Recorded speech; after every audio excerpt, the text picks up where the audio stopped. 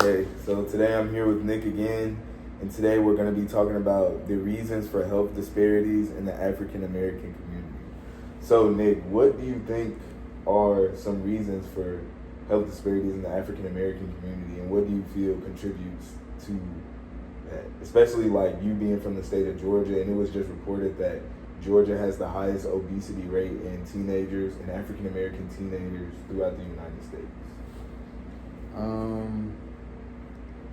I think funding plays a big part in that. The child obesity rate was always high in Georgia, and it was really hard to get bills passed for recess time, which is very important in terms of just obesity in children.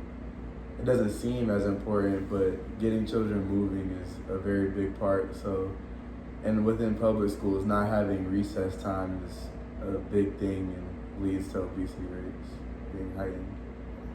Well, me being from the city of Chicago, I lived in a predominantly African American neighborhood, and I would say the main thing that contributes to health is kind of the encouragement of bad activities for African American youth. In my neighborhood, there wasn't a lot of community centers, and it was mainly just, a lot of kids who looked up to rappers who smoke and drink and who kind of glorify that lifestyle, and also access to food.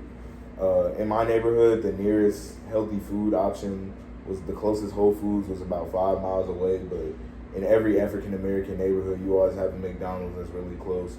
You always have a Popeyes that's really close. So, yeah.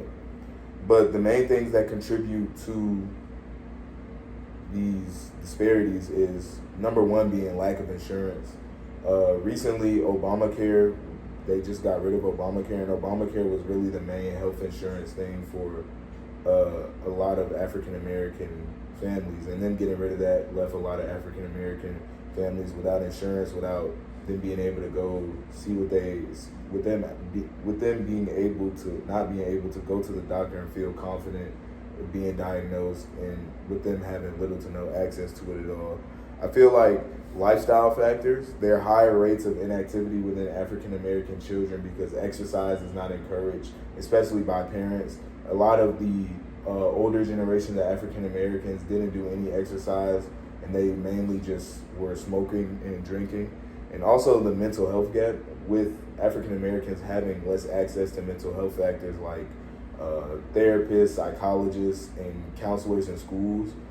There's been a higher reported rate of bad mental health in African Americans than it has been in white people or their other racial counterparts. And the main thing is just financial struggles. Poverty rates in African American communities have always been high ever since, dating back to when these statistics were first able to be tracked.